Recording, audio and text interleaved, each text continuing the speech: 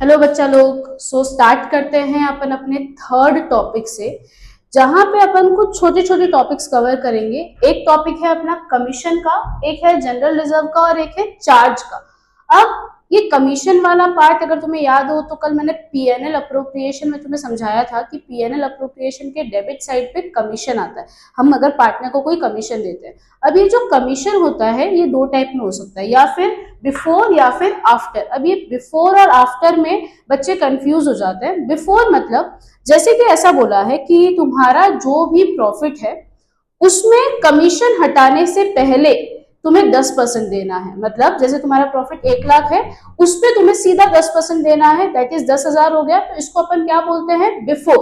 After मतलब बोला profit 1 lakh है, उसमें से कमीशन हटाने के बाद तुम्हें 10% देना है, पर वो कमीशन तो हमें पता ही नहीं है। तो उस केस में हम लोगों को क्या फॉर्मूला यूज करनी पड़ेगी? जैसे कि सपोज 1 लाख मेरा प्रॉफिट है, उस पर मुझे 10% कमीशन देना है, इसको अपन को लेना है डिवाइड बाय 110। क्या लेना है? Divide by 110। रीजन क्या है कि ये 1 लाख के अंदर कमीशन ऑलरेडी इंक्लूडेड है, तो इसको अपन 110 के बराबर लेंगे। तो अपनी जो क्रॉस मल्टीप्लीकेशन मेथड होती है ना कि 1 लाख जो है वो 110 के बराबर है, तो 10 के बराबर कितना, तो इस तरह से क्रॉस मल्टीप्लाई करके हम लोगों को हमारा कमीशन का अमाउंट मिल जाएगा। तो इसको एक बार वापस डिटेल में समझते हैं। बिफोर जैसे बोला provide 10% commission to a before charging such commission, मतलब उसके कमीशन को माइनस करने से पहले उसको हमें 10% का कमीशन देना है। बिफोर में मैंने क्या बोला? सीधा 1 लाख है, 1 लाख पे 10% प्रोवाइड कर दो तो हो गया 10,000, तो ये तुम्हारा कमीशन आ गया। अब एक क्वेश्चन और आता है, provide 10% commission after IOC and salary. यहां पे आफ्टर है, तो क्या ये आफ्टर ये वाला है? नहीं, after IOC and salary, after commission नहीं है, ये आफ्टर आईओसी एंड सैलरी है। इसका मतलब क्या हुआ? ये अभी भी बिफोर का ही क्वेश्चन है, बस इसमें इतना ध्यान रखना है। जैसे 1 लाख का हमारा प्रॉफिट है, इसमें सपोज 5,000 की सैलरी चली गई और 5,000 का कमीशन चला गया, तो हमारा प्रॉफिट कितने का बचा? 90,000 का बचा। अब जो हमें कमीशन देना है 90,000 का 10% देना है, दैट इज 9,000। तो यहाँ पे हमें याद रखना है कि हम लोगों को कमीशन निकालते टाइम सैलरी और क्या माइनस करना है? तुम्हारा आईओसी माइनस करना है, और ये यहाँ पे ये याद रखना है कि यहाँ पे डायरेक्टली नेट प्रॉफिट पे 10% का कमीशन प्रोवाइड करना है। अब हम आते हैं आफ्टर पे। आफ्टर में तुम्हें क्या ध्यान रखना है?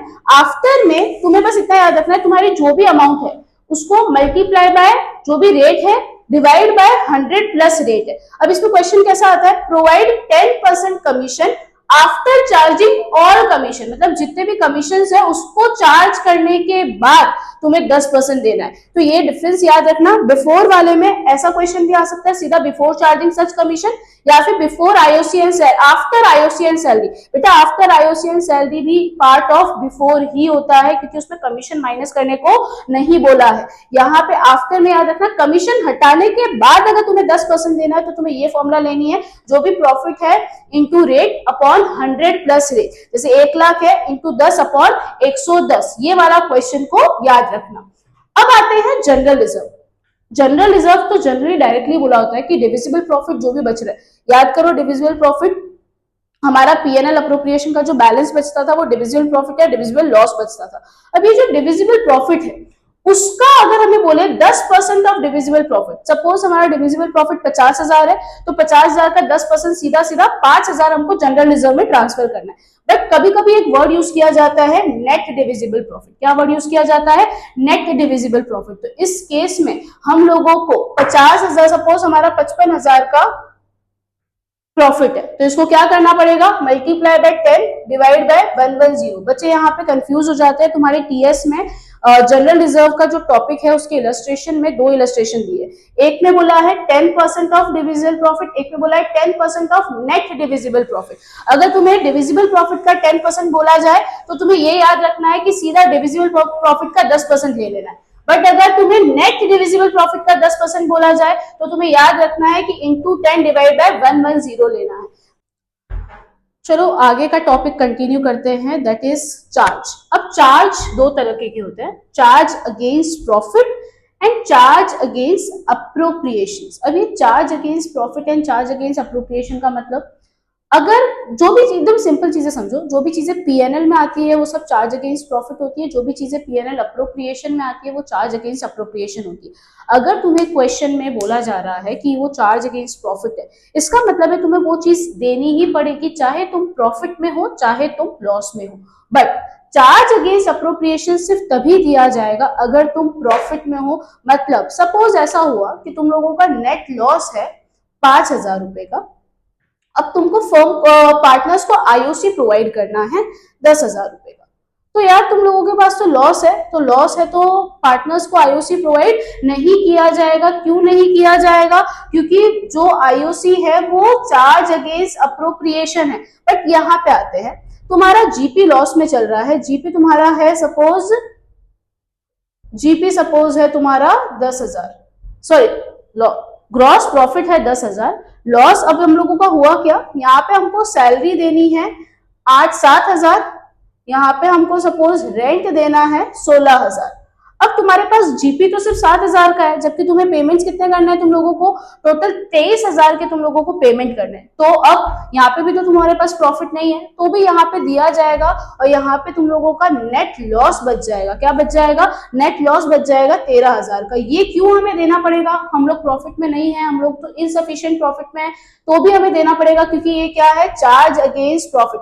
जो चार्ज अगेंस्ट प्रॉफिट वाली चीज होती है वो कंपल्सरी देनी पड़ती है, जबकि जो चार्ज अगेंस्ट अप्रोप्रिएशन वाली चीज होती है वो सिर्फ तभी दी जाती है अगर हम प्रॉफिट में हैं। तो एक क्वेश्चन दिमाग में आता है कि यार प्रॉफिट तो है, जैसे 5,000 का प्रॉफिट है बट देना 10,000 है, यहाँ पे तो लॉस ही था तो दिया ही नहीं जाएगा, बट अगर थोड़ा बहुत प्रॉफिट है तो दिया जाएगा, हाँ दिया जाएगा। उसको हम बोलते हैं इनसफिशिएंट प्रॉफिट वाला केस। जैसे कि अपन एक क्वेश्चन समझते हैं, यहाँ पे हमको ऐसा बोला है कि हम लोगों के पास जो नेट प्रॉफिट है वो 10,000 है, हमको आईओसी ए को देना है 5,000 और बी को देना है 2,500। हमको सैलरी ए को देनी है 2,000, बी को देनी है 1,000। ठीक है, टोटल कितना हो गया 7,500 और ये कितना हो गया 3,000, मतलब 10,500 हम लोगों को टोटल इन लोगों को देना है। और हमारे पास प्रॉफिट कितने का है, ऐसे 10,000 का है। अगर हम पीएनएल अप्रोप्रिएशन अकाउंट बनाते हैं, तो अगर हम पीएनएल अप्रोप्रिएशन अकाउंट बनाते हैं तो किस तरह से बनेगा, यहाँ पे अपन लिखेंगे पीएनएल अप्रो बाय नेट प्रॉफिट 10,000, फिर यहाँ पे लिखेंगे आईओसी, फिर लिखेंगे सैलरी, पर वो तो नेगेटिव में चला जाएगा, डिविजिबल लॉस हो जाएगा। तो ऐसे केस में हम लोगों को यहाँ पे आईओसी और सैलरी नहीं लिखनी होगी। यहाँ पे हमको क्या करना होगा, हमें देखना है कि हमें ए को कितना पे करना है। ए को हमें टोटल 7,000 रुपए पे करना है, बी को हमें कितना पे करना है, टोटल 3,500 रुपीज पे करना है। अब इन दोनों का रेशियो निकालो, इन दोनों का रेशियो क्या होगा, 2:1 होगा, राइट। सीधा 10,000 को 2:1 के रेशियो में डिवाइड कर देंगे, तो हम लोगों को यहाँ पे ना ही आईओसी का नाम लिखना है ना ही सैलरी का, सीधा यहाँ पे लिखना है 2 एस कैपिटल 2 बीस कैपिटल। अगर हम 10,000 को 2:1 के रेशियो में डिवाइड करते हैं तो 666.66 और ये 3,300.33 डॉट डॉट डॉट। ओके, तो ये हम लोगों का बाइफरकेशन होगा। तो आप लोगों को ये समझ आना चाहिए कि अगर हमारा इनसफिशिएंट प्रॉफिट का केस है तो हम लोगों को आईओसी सैलरी को डेबिट साइड पे नहीं दिखाना, हमें सेपरेटली कैलकुलेट करना है कि ए का कितना अप्रोप्रिएशन है, बी का कितना अप्रोप्रिएशन है, उसका रेशियो निकालना है और प्रॉफिट को उस रेशियो में हमें डिवाइड करना है। हम एक क्वेश्चन और देखते हैं इस टॉपिक के ऊपर, जैसे कि हम लोगों को दिया है कि नेट प्रॉफिट है 12,000 रुपए, ए को और बी है। ए को मुझे आईओसी देना है 7,000 और इसको मुझे आईओसी देना है 4,000। ओके, इसको मुझे सैलरी देनी है 3,000 और उसको मुझे सैलरी देनी है 1,000। काउंट करो टोटल कितना हुआ, 11,000 प्लस 4 15,000 का टोटल हो रहा है, जबकि हमारे पास प्रॉफिट कितने का है, सिर्फ 12,000 का है। तो इस केस में इनसफिशिएंट प्रॉफिट वाला केस हो गया। तो यहाँ पे हमारा पीएनएल अप्रोप्रिएशन किस तरह से बनेगा, पीएनएल अप्रो बाय नेट प्रॉफिट। हम यहाँ पे लिखेंगे कितने का नेट प्रॉफिट है हमारा, 12,000 का।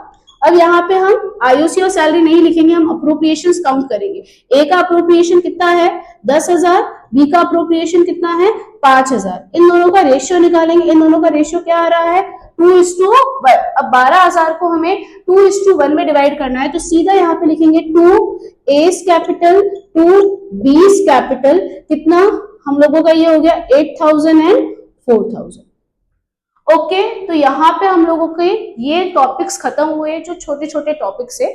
नेक्स्ट वीडियो में हम कैपिटल अकाउंट के बारे में डिटेल में पढ़ेंगे, आईओसी आईओडी के बारे में हम लोग डिटेल में पढ़ेंगे। आज के लिए इतना काफी है, थैंक यू।